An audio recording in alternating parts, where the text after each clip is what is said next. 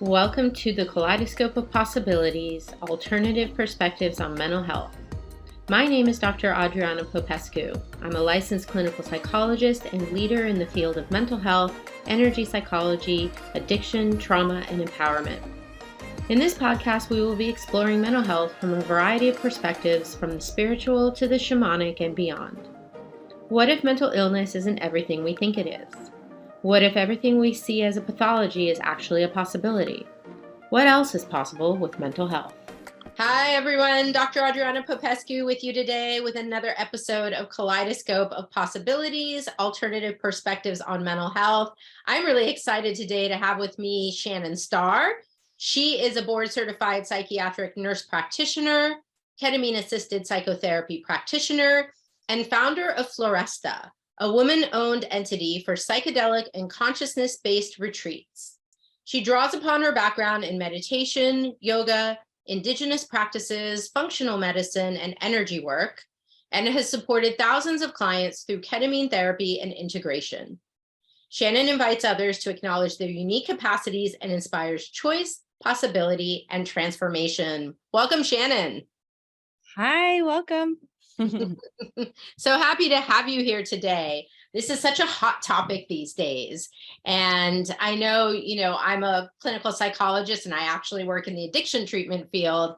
And this is actually kind of a hot, controversial topic in our field because we're finding that these medicines are really super, super powerful. And yet there's a lot of question marks. So I'm hoping to explore some of that with you today. But I'd love to first hear a little bit about you, your story, how you came to do the work that you're doing today.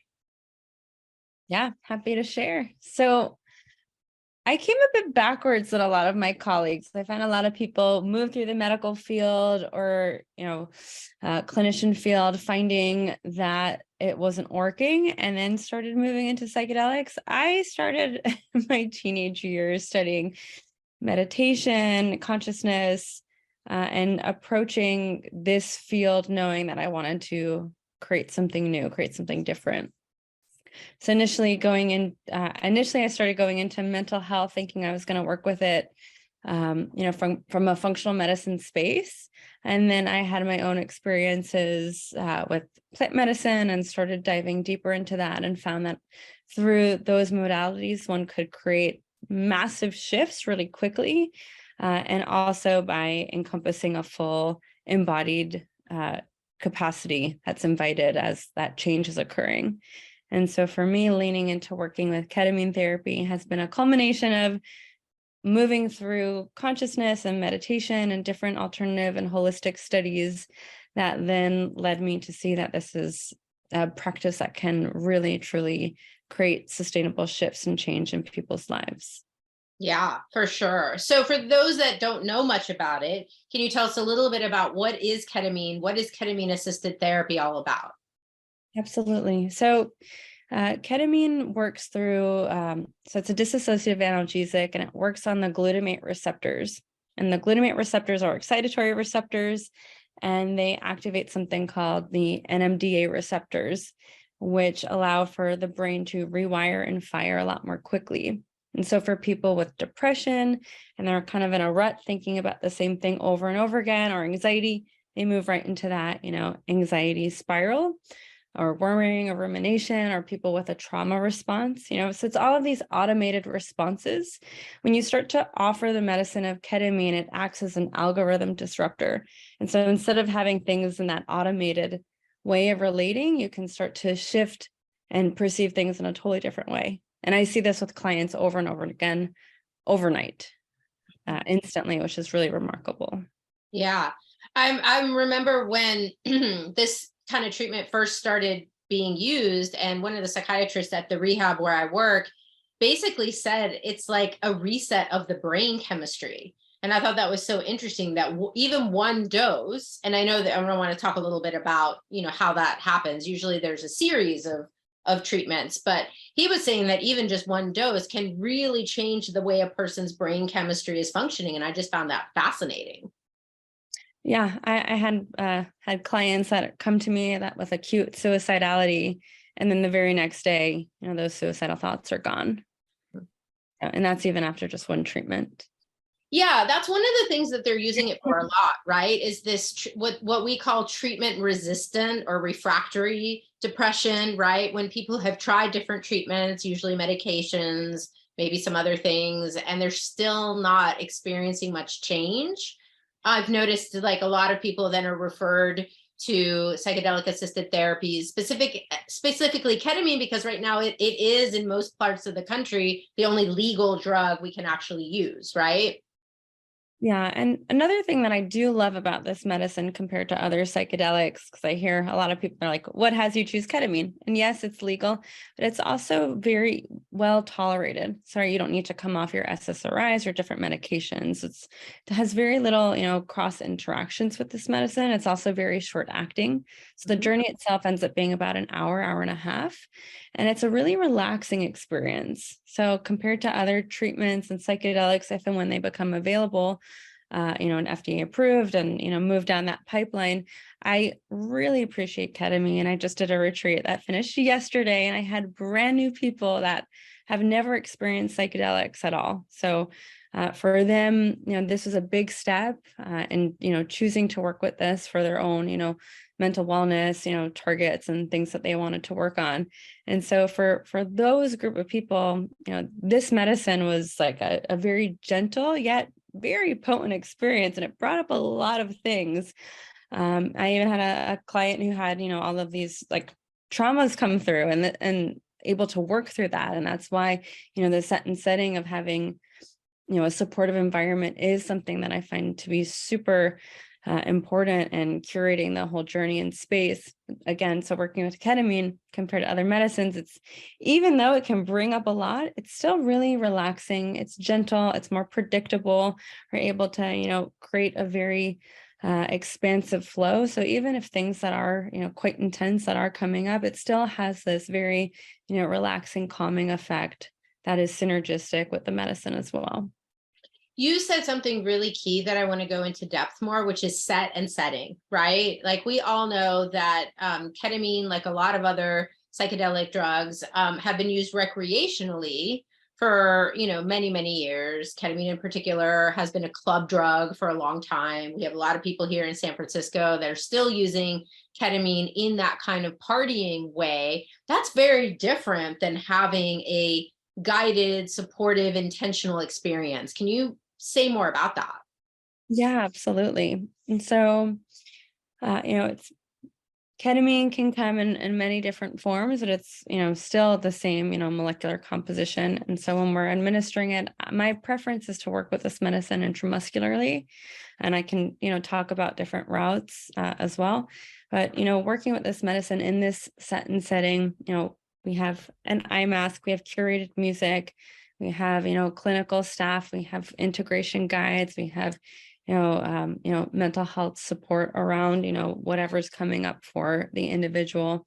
And so even just simply knowing that there's people, on the other side that are holding space is incredibly comforting, because this medicine can, really go from, a gentle meditative experience to, complete, oneness out of body experience. So, if one is having that experience in a club, that can be really intense and dangerous, and, everything on the external environment. And, I couldn't even imagine it, but I, of course can imagine it. So what we're creating is you have an eye mask on, you're tucked in, you're comfortable. We're leading people in, whether it's, through breath work, journaling, guided meditation, connecting with, what is it that they're looking to create. And, working with this medicine, like I mentioned, with that high neuroplastic state, it creates this space where one can truly choose to tap into the things that they're trying to, and choosing to have in their life.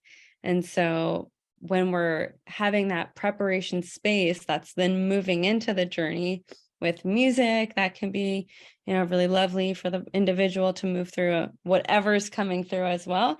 It creates, like from what I've seen with my thousands of clients, a truly life-changing experience that can be really, healing. I have, people, they sometimes have like tears coming down, or they're smiling, or they're singing, or they're, moving their body. but they know that, they have that space and freedom to do that. I imagine in a club setting, it's like you might, there's different people, there's, so many things, there's noises, there's lights and this. Yeah.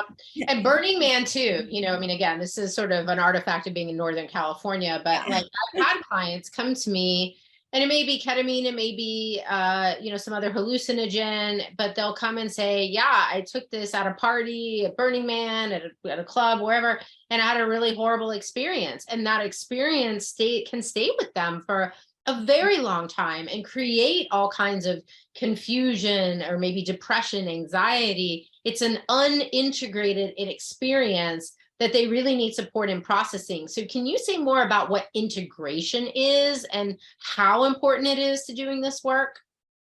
Yeah. And I'll also add one other thing. So with intramuscular compared to like insufflation or snorting, which is typically what's going on in a club setting, like intramuscular it's a much and can be a much stronger experience too. So for that reason, again, it's like, people may not like, people likely aren't able to move when we're doing such, profound doses to that, intensity. So that's another thing I just wanted to add on. And then for integration, so we'll do it in a lot of different ways. I like to actually give everybody a little bit of space. I don't jump right in. So typically the way I'll we have the journey, people will share, things as they're starting to come in. And then, having some food or just a little bit of space, and then moving into, more of a space of integration once someone's really landed.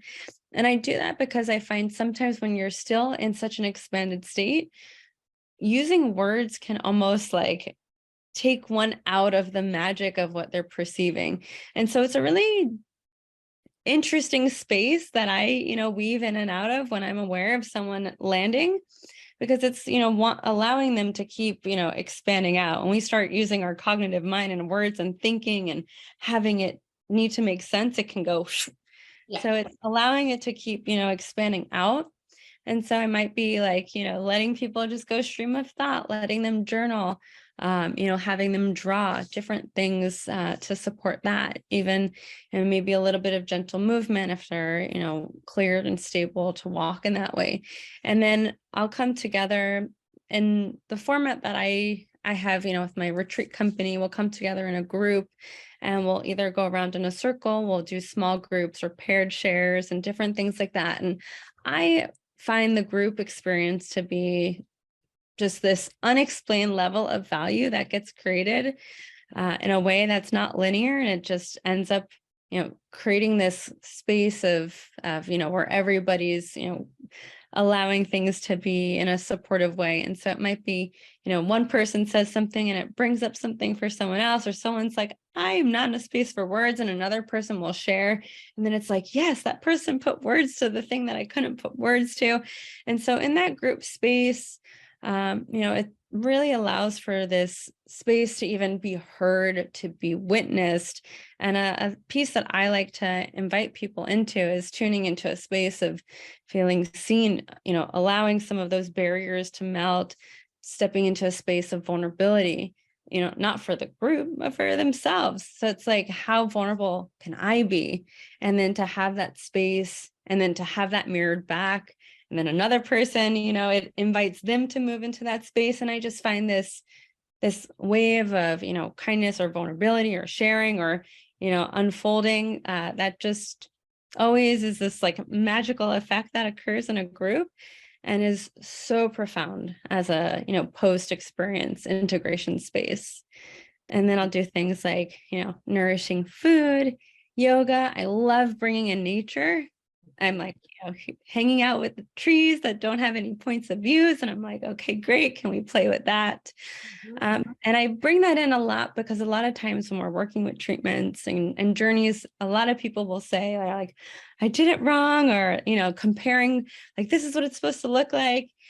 And I really find it's important to offer that space of like, hey, what if whatever you experience, like, what if it wasn't right? What if it wasn't wrong? And it's like, how can we, be in that space of, just allowing it to all unfold without it even needing to make sense. And so even this weekend, a lot of people are like, oh, I'm trying to figure it out. And I'm like, would you just allow it to, like, we're letting it all crumble. And I'm like, would you just allow it to keep crumbling instead of trying to have it make sense? And so it's this interesting dance when we're working with these medicines, and ketamine, which is a dissociative medicine. So it, creates this spaciousness. And then from my point of view, it's like the mind, it's like trying to make sense of it. And so it's, and having that safe space where we're all kind of choosing to have it be so undefined, and then, creating some ways of, moving that energy through. Yeah.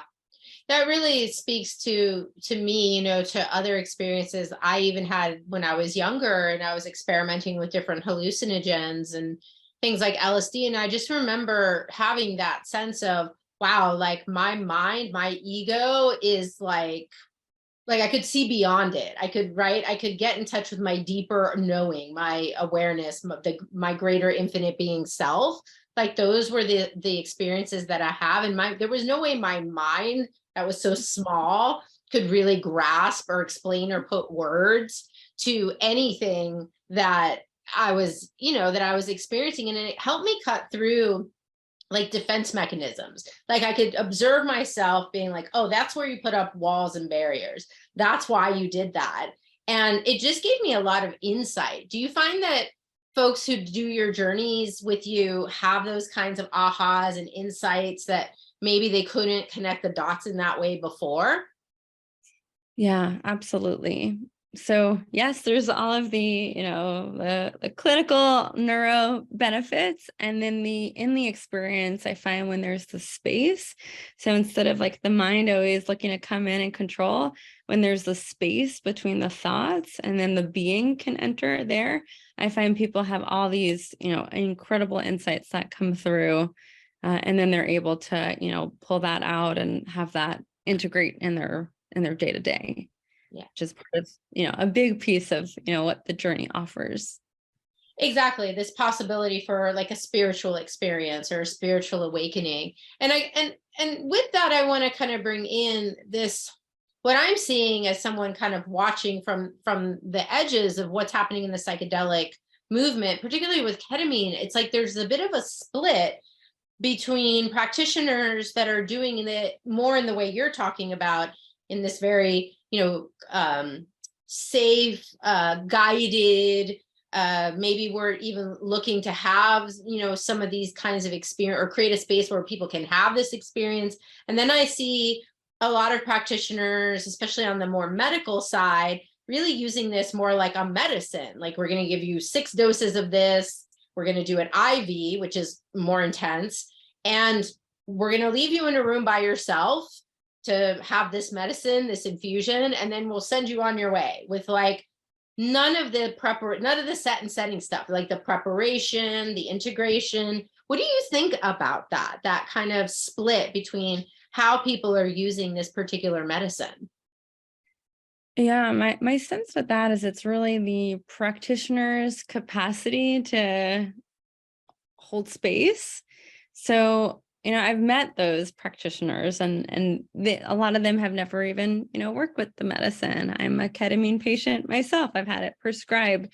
Not that that's a requirement, but it does allow for me to have insight into where someone's going. And so a lot of those practitioners that I've met, I find that they haven't experienced the medicine in themselves. They don't quite have any awareness around like the body, mind, spirit connection.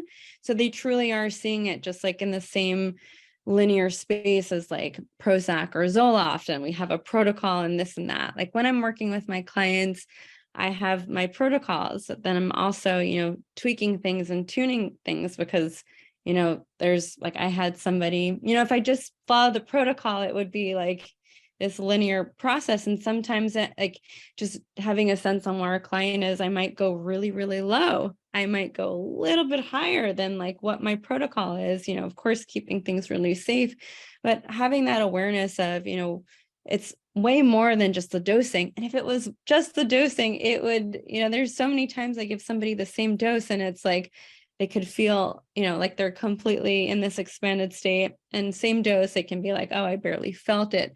So there's so much, going on that's way more behind just simply the calculated dosing.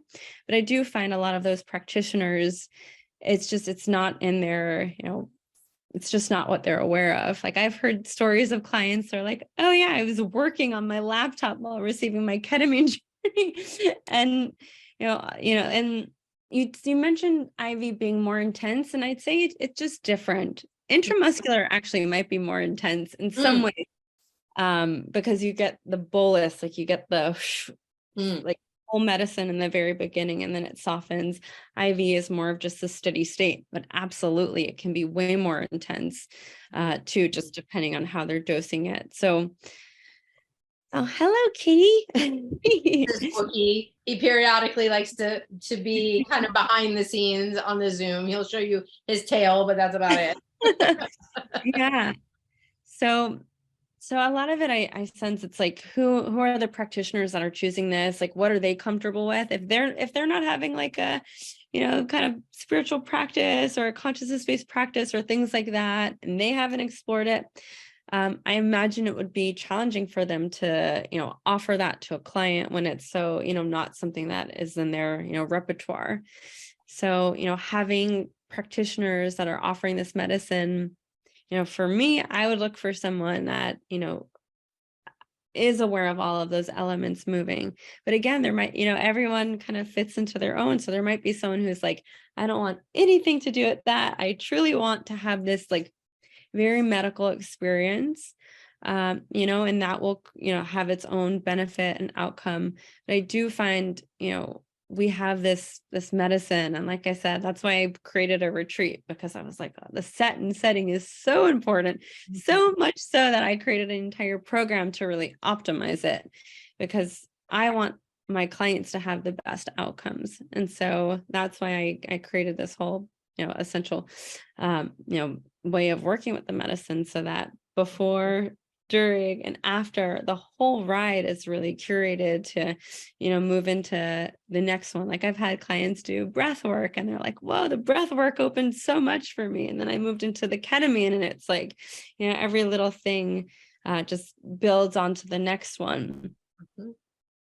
Yeah, exactly. And so when people come to your retreats, tell us a little more about it. Like I'm assuming it's multiple days. Are they doing just one session of the ketamine? Or are they doing multiple sessions? How does that work? Yeah, so I'll do it typically having everyone receive 3 treatments. And I find, the first one, likely with all practitioners, it's like you're meeting the medicine, you're getting a sense, it's calculated based on your body weight. And so I'll have everyone, work with that. I do offer boosters too. So it's like, if that first one, they're like, I'm not really feeling it, I, will offer more medicine too. And then a lot of my clients were titrating the doses upwards. And so they're getting more comfortable, they're relaxing into the space, and we're progressing and increasing that medicine dose and that intensity level of disassociation, and, a state of just, completely, surrendering or allowing whatever it is that they're holding on to just let go. So yeah, we'll do 3 different treatments, and then, pepper in all these different activities that are also there to optimize the integration experience. So do you find there's a cumulative effect? I find that, like, one thing I'm always really aware of is I never want to like push an experience onto anybody, because that can be really overwhelming to one's system. And this medicine has a capacity of really, like, more than, I'd say, like a lot of different psychedelics. This one in particular can really like have things dissolve in a very in a way that, like, I'd say like psilocybin or LSD or MDMA just doesn't have that capacity to work. And so with that being said, like, I always really want people to choose it and not feel like they're at the effect of it. And so that's why I like to titrate, for some people really slowly and gently. And some people are like, that was great, I want more, I really feel like I'm moving through stuff, like there's more here. If I can, allow that higher dose, I sense that I can, relax and move through, whatever they're moving through. And so I do find, in that progression, there is a lot of value. And again, like starting off a little bit slower, meeting the medicine, getting comfortable, even just getting comfortable in the space. And then, day 3, when we're doing our third treatment, it's like everyone knows everyone. You kind of have a sense of what to expect, and one can really go pretty deep with the medicine and with whatever they want to work with, because we've already built up that cumulative level of trust with themselves and then, with the external environment. Mhm. So I have a question for you. Outside of the retreat setting, do you also see clients or patients on a more regular basis, like in your practice?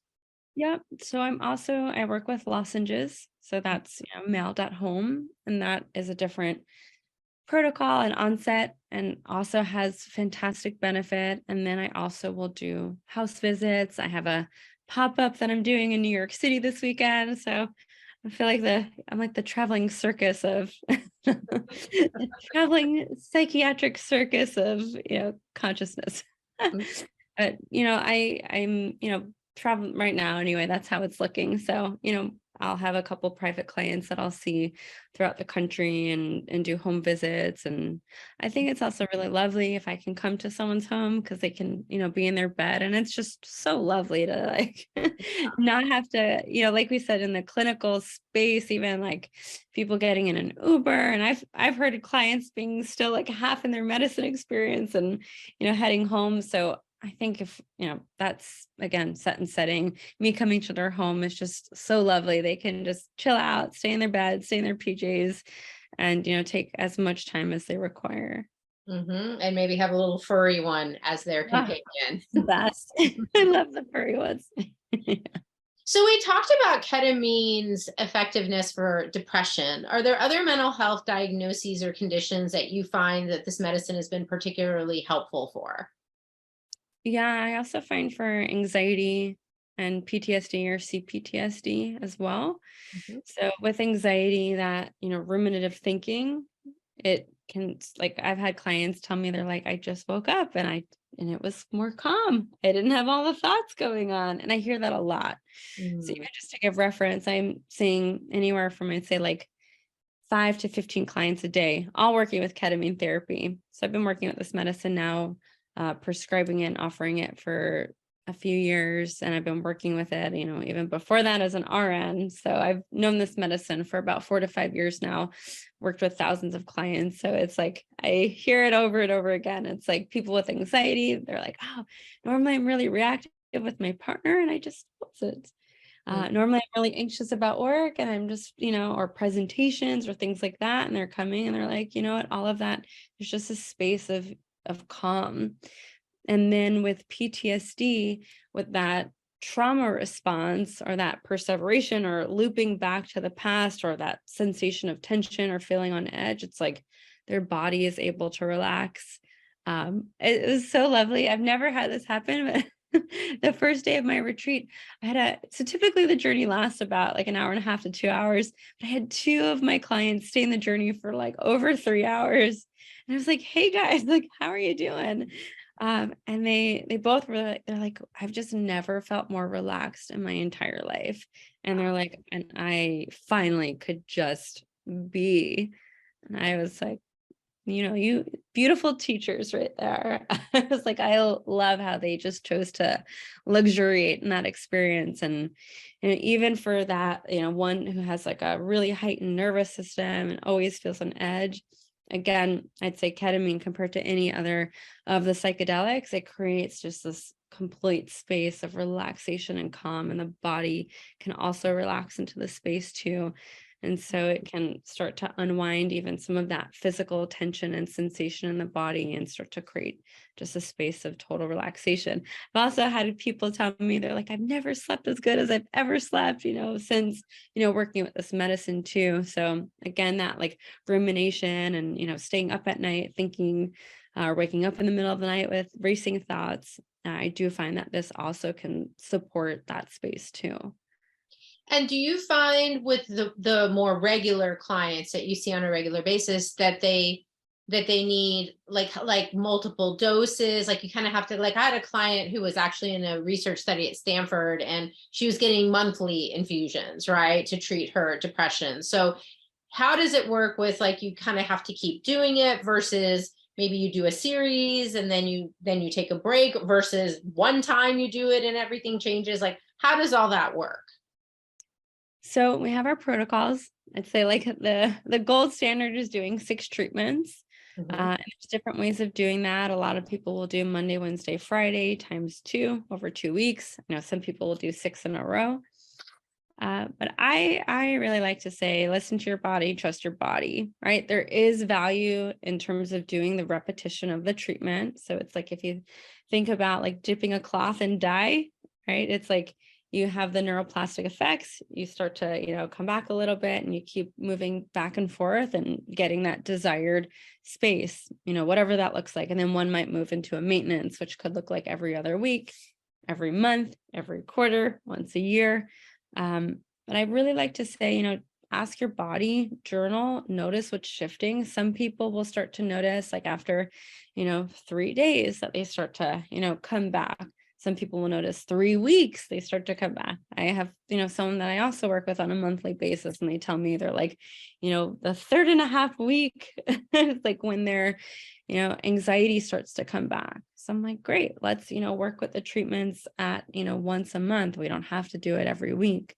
But for some people, especially if they're really looking to have a tighter protocol or in like an acute space of really trying to create a strong shift and change, for those people, I would say, doing it, possibly Monday, Wednesday, Friday over, a series of 2 weeks, or even, once a week over 6 weeks, is a protocol I work with as well with other clients. So, but again, I always like to, be flexible and see what the body is showing, see, how long the durability of the medicine is showing, because it's going to be different for everyone. So I like to, have that conversation and just, everyone's like, how many times do I have to do it? And I'm like, let's just, let's see what the first treatment creates, how long, those post, symptom effects last. And then, that can be something that we can allow to inform how we move forward with that.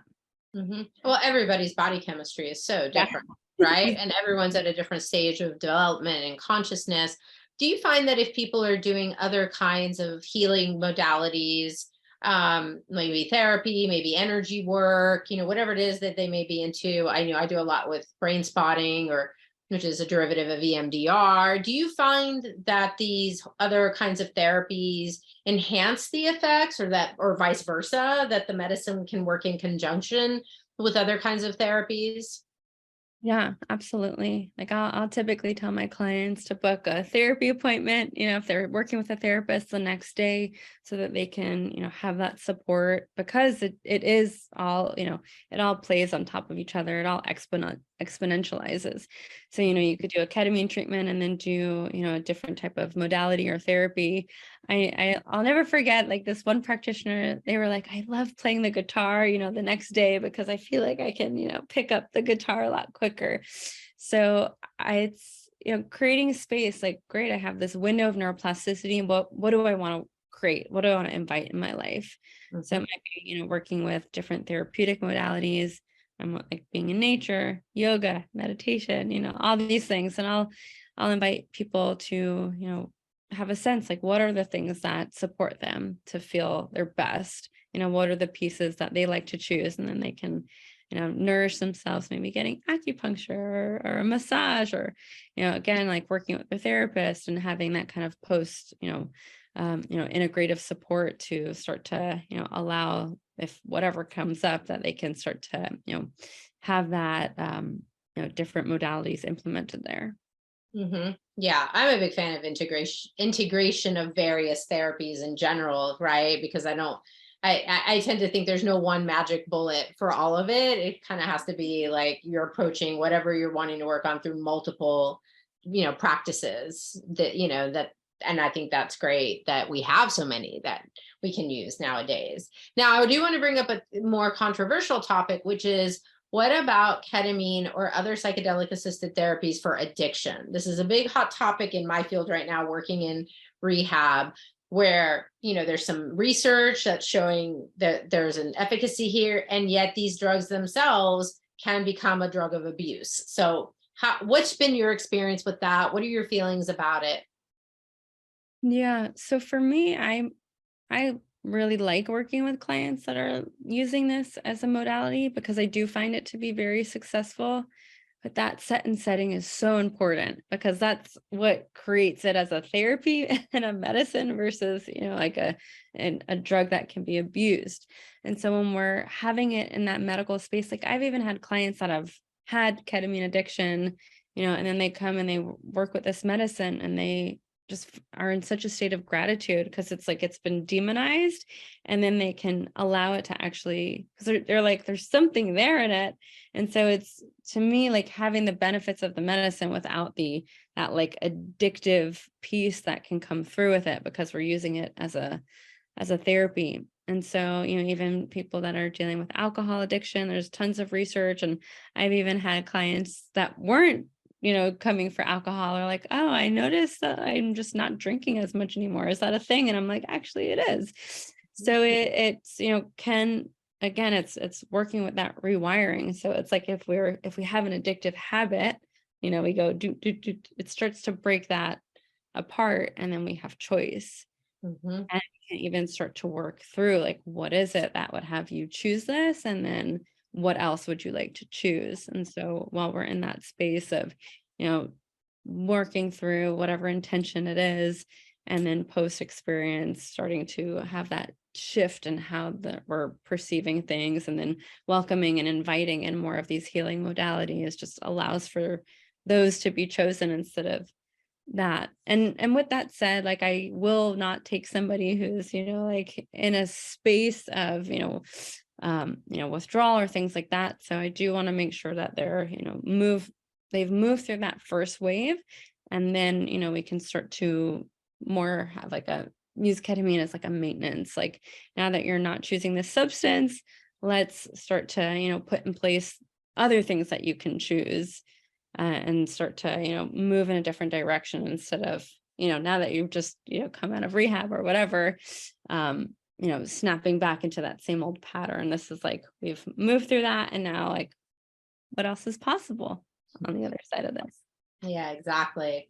It's really fascinating stuff. And it's honestly kind of amazing to me, given, that I started looking at all of this when I was a teenager and, did it like my very first freshman year of college. I wrote a paper on the therapeutic uses of LSD in psychotherapy. And I was studying Stan Grof's work. And, fast forward 10 years later, I actually met Stan Grof at a holotropic breathwork workshop. And then fast forward another however many years it's been, and here we are. Actually, this is happening again, and there's been this massive resurgence, not just with ketamine, but there's so much research going on now with the MDMA, which looks like it's going to probably be legalized, and psilocybin and ayahuasca and some of these other more natural plant-based medicines are being decriminalized in places like San Francisco and Portland, and I'm not sure where else, but it's a growing movement as well with that. So it's kind of mind-boggling that we're living in these times. It's really interesting. Yeah, I think it was like a week ago. He was like Prince Harry, like talking about his psychedelic experience on national news. And I'm like, we have turned a corner, and like psychedelics are not going away. So it's like, No. And like anything, it can be a double-edged sword. It has many, many benefits. If used incorrectly or unsafely, it can do harm. But like, that's the whole point. Is I love that and especially the way you're doing it, it's in this like very careful, safe, thoughtful kind of way, that is really trying to ensure the person is having a supported, positive experience. And even if they do, I imagine people sometimes have bad trips, but at least there's support there to navigate through that experience. And hopefully, through the integration process, like glean some sort of awareness or some insight into whatever that was, or even healing from whatever. So I imagine people's traumas and different things might come up sometimes. yeah, absolutely. And that also is part of what can be really beneficial of, doing it over a series too. Mm-hmm. Like we're moving through a journey, and then, each treatment opens a different door, and then we're, getting to the other side or many other sides of something. Yeah, it's really exciting. You're really on the cutting edge of some really, really cool stuff. So I'm curious, what do you see as the future for these medicines, and what would you like to see as far as like mental health treatment in America or in the world? Yeah, I've always been someone who's like, I love expansive exponential change. And I do find these medicines can really help. Like even, once MDMA therapy is legalized, I'm like couples therapy with that is something that seems so interesting to me. Whether it, not that it needs to bring like a couple together, but there's a level of, communication that can be, where people can really hear each other, or, you can really hear yourself or, whatever is coming up. And so in the future, again, I do hear you. It is this like slippery slope. Someone asked me, they're like, what if it was just, available for everyone to have, right? And it's like, why do we have to put all these rules on it? Like it should be available for everyone. And I was like, you know what? It can, when not held, and like, it's like people don't know what they don't know. And once you're in that space, and if you're not in a supportive environment, it can really be dangerous. And so it would look like, having a way where these medicines are held in some sort of, container with trained professionals or some level of training. And there's like an established way that one can, move through this. And yeah, it's like have this miraculously changed world with ease and flow. And yeah, I mean, I can even speak as for myself as like a ketamine client and what that's offered to me too, which I feel so lucky to be here in this lifetime to know this medicine, to receive this medicine, and to offer this medicine. It's such a unique like time in history to be alive, especially working in the field of mental health and psychiatry. And so to continue to have that space holding capacity, while also like keeping a heart space too. Cause it's like, I know even like with the MDMA and the research and the this and the that, I sense sometimes it can be like, so, like research oriented, which is really important to create the efficacy and the approval and all of that. But sometimes like I took this class on like psychopharmacology and psychedelics, and I just wanted to laugh the whole time because everyone was like so serious as we were talking about it. And I'm like, this is amazing. So I think there's like this really interesting balance of like keeping the heart space, keeping the fun, while also maintaining that space of safety, awareness, and having that level of training while we're offering these medicines. Yeah. Well, this is really amazing, this conversation. Thank you so much. Shannon, if people want to find out more about you and about your work, where can they go? So and the best place would be to check out florestaretreat.com. And there you'll see all of our retreats that we're offering and different pop-ups. And if you have questions, sometimes, not everything is there if we're doing, different one-offs around the US and maybe someday the world. Maybe in 2024, you'll see us in other international spaces. And so I'd say go in there. You can contact us there, and even booking an exploratory call. So I have, my team there. If you have questions or just want to know more about ketamine therapy or what, if a ketamine retreat might be a good fit for you, you can book a complimentary, 10 to 15 minute exploratory call and chat with, my team and get a sense of what that looks like. I'm always available too. So if you ever want to get a hold of me, just, I can always hop on a call as well. And I'm happy to do that. And yeah, going through that website, I'd say would be the best way to, get a sense of like some of the offerings. We'll also be doing a breath work, like a psychedelic breath work offering in New York in April. I'm going to look to actually do a ketamine couples retreat in April as well in New York. So it's exciting, in a women's group. So I'll start to play around with different themed groups as well. And One other thing that you'll notice when you look, we didn't talk too much about, is I also will work with, indigenous medicines, and Floresta means forest in Portuguese. So I really do like to bring in this space of, working with the earth and, having song and movement and dance. And so, when you hop on that website, you'll also get a sense of that too. Wonderful. Thank you so much for everything you're doing and contributing to the world. Thank you so much for being on the call today.